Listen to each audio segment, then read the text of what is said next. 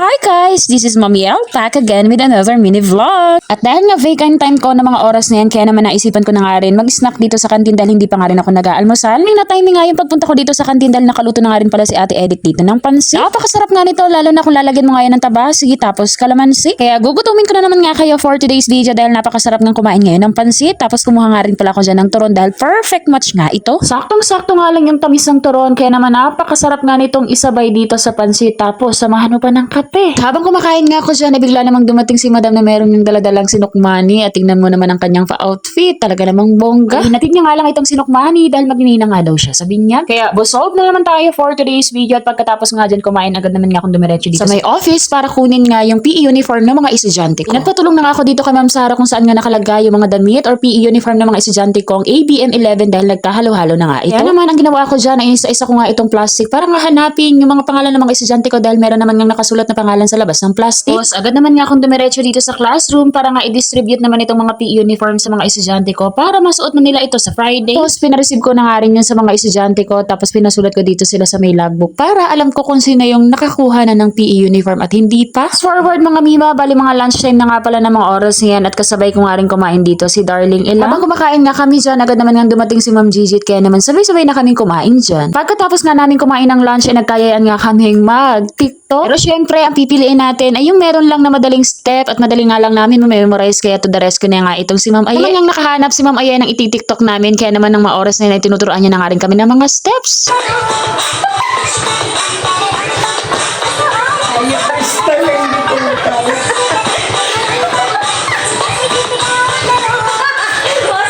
At dahil nga hindi kami nagkakasabay-sabay ng mga oras na yan, kaya naman ang ginawa nga ni Ma'am Aye ay tinuruan niya nga muna kami ng mga footsteps. 1, 2, 1, 2,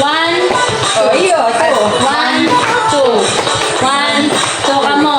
1, 2. Ayan, ako. 1, 2, 3, 4, 5, 6, 7, 8, 7, 8, 8, 7, 6, 5, 4, 3. Ilang take nga kami dyan pero dahil sa kagustuhan nga namin mag-TikTok ngayong araw, syempre kailangan nga namin maging fast learner. Buti na nga lang mahaba ang pasensya ni Ma'am Aye at sinagaan niya talaga kaming turuan ng step by step. Medyo nagloloko pa nga yung isang cellphone na ginagamit namin dyan kaya naman dalawang cellphone yung ginamit namin. Itong cellphone ko yung nagbi-video tapos yung cellphone naman ni Ma'am Aye yung ginagamit namin sa sound. At dahil nga hindi naman po kami dancer, trying hard lang po pero at least natutunan namin kahit paano yung step na tinuro ni Ma'am Aye. So nakaka-relax pa lang mag-TikTok dahil ikaw ay pinagpawisan tapos tumawa pa kami ng bongga o diva. Gusto nyo na ba?